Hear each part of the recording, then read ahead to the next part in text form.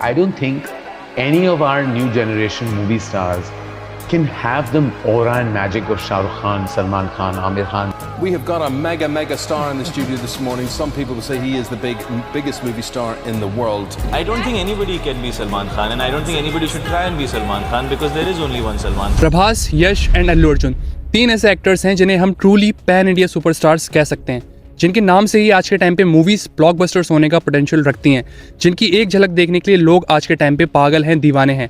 But क्या ये तीनों खान से बड़े सुपरस्टार्स हैं?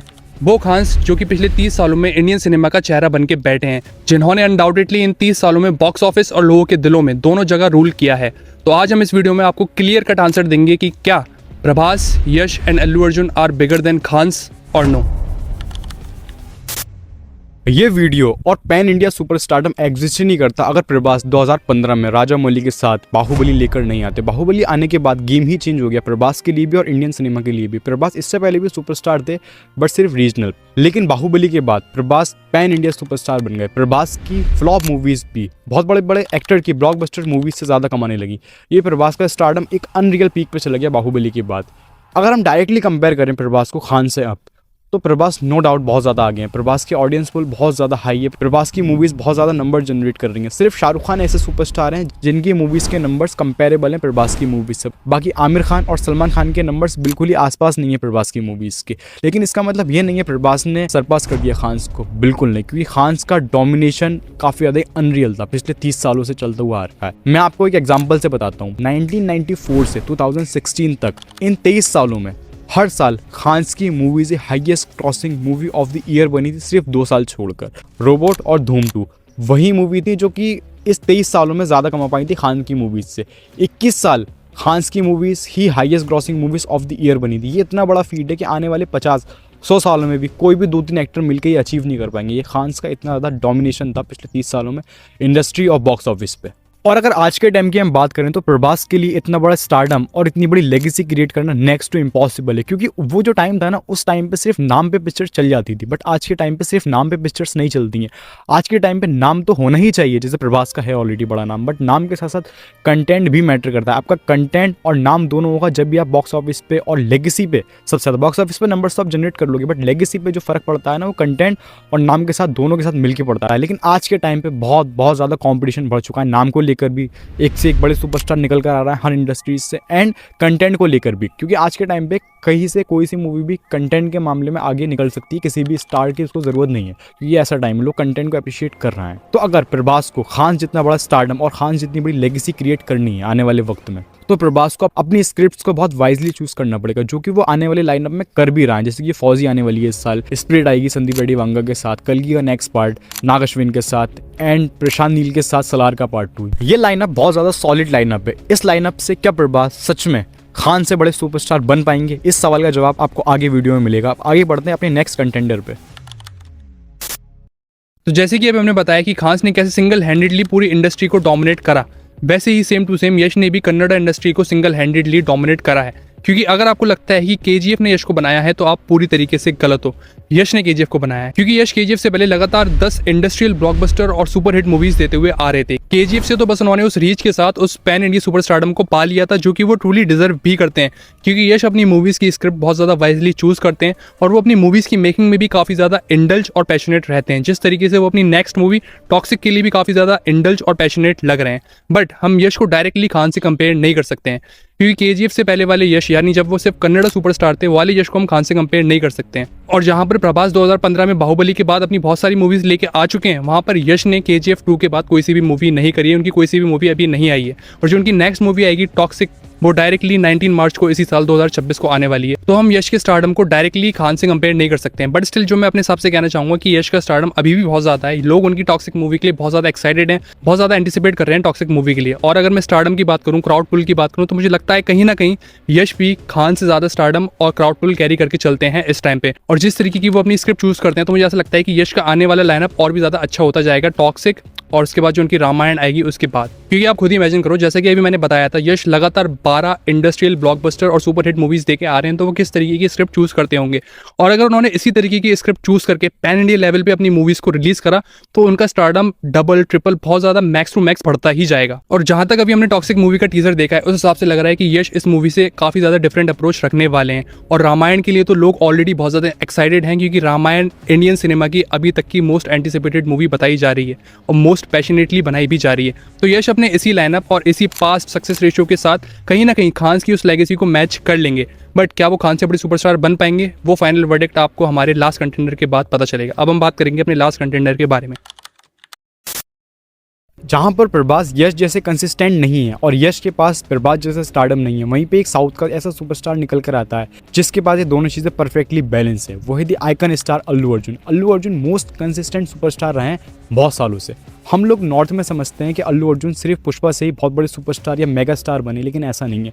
अल्लू अर्जुन काफ़ी बड़ी इंडस्ट्रियल हिट देके आ रहे थे जस्ट पुष्पा से पहले, वो थी अला वैकुंठपुरमलु।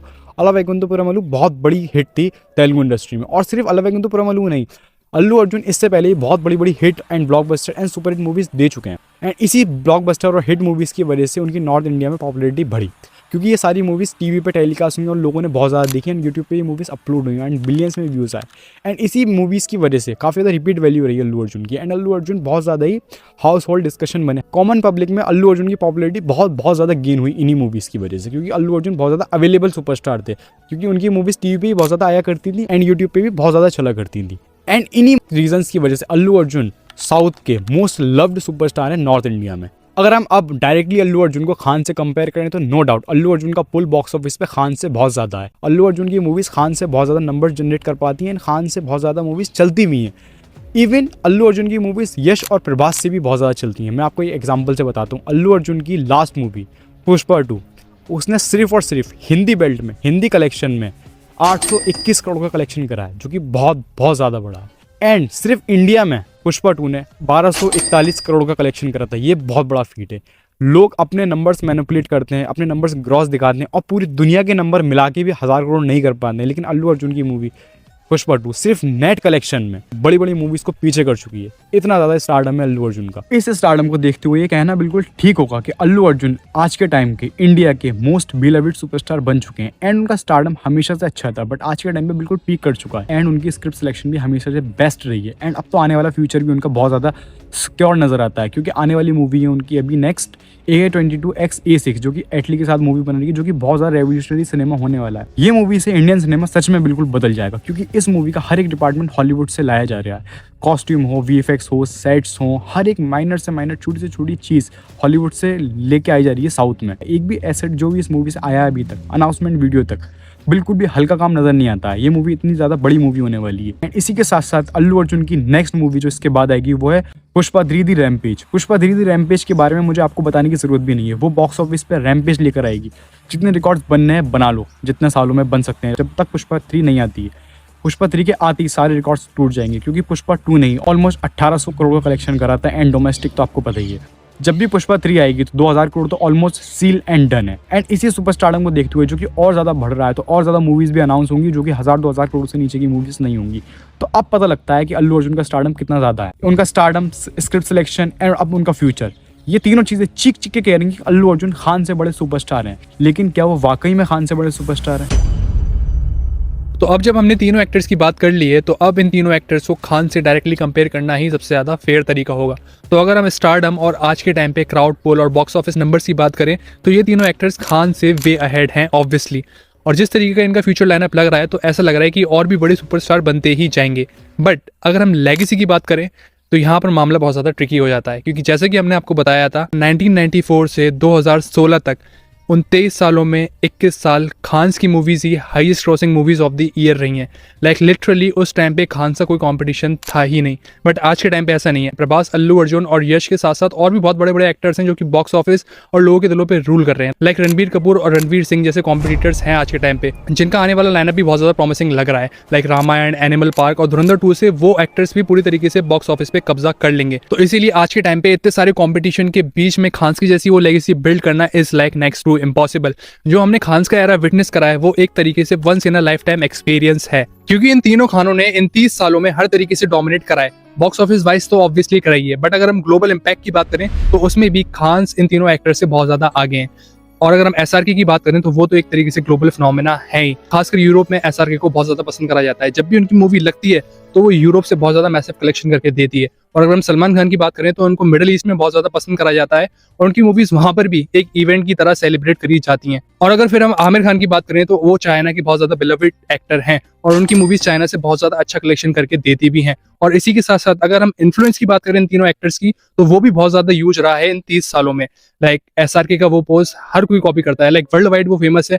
कोई भी बड़ा पॉलिटिशियन, सेलिब्रिटी या फिर कोई सा भी बड़ा एक्टर हो वो एसआरके के इस पोज को रिक्रिएट जरूर करता है। और वहीं सलमान खान के वो outfits, walking style, dressing style और वो ब्रेसलेट 90s से लेकर अभी तक लोग कॉपी करते हैं। तो इसी वजह से इन सारी चीजों के साथ वो भी कंसिस्टेंटली 30 सालों तक ऐसी लेगेसी बिल्ड करना इज लाइक मिरेकल। तो इसीलिए एट द एंड कंक्लूजन यही है कि नहीं, ये तीनों खान से बड़े सुपरस्टार्स नहीं है, क्योंकि भले ही आगे चलकर इनकी मूवीज खान से ज्यादा कलेक्शन करें, आगे चलकर इनका स्टारडम और भी ज्यादा बढ़ जाए, बट वो 30 साल की खान्स की लेगेसी और इन 30 सालों में कंसिस्टेंटली रेलिवेंट रहना आज के टाइम पे भी ये ऑलमोस्ट इम्पॉसिबल है, एटलीस्ट हमारे हिसाब से तो। बाकी हम गलत भी हो सकते हैं। शायद आगे चलकर 10-20 साल बाद अगर लोग प्रभास, अल्लू अर्जुन और यश के बारे में भी ऐसे ही बात कर रहे हो जैसे हम खान से कर रहे हैं, तो हाँ, वो खान से बड़े हो सकते हैं। बट अभी के लिए हमें नहीं लगता कि वो खान से बड़े हैं। और बाकी आप बताओ आपका इन तीनों में से कौन सा स्टार फेवरेट है और क्यों पसंद है आपको वो स्टार, और बाकी खान्स में आपको सबसे ज़्यादा कौन पसंद है। इसके अलावा अगर आपको वीडियो पसंद आई हो तो आप वीडियो को लाइक कर देना, अपने सिनेफाइल्स दोस्तों के साथ शेयर कर देना और हमारे चैनल को सब्सक्राइब कर देना इसी तरीके के कंटेंट को देखने के लिए।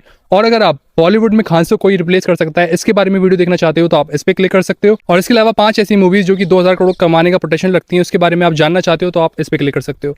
And I guess I'll shoot the movies.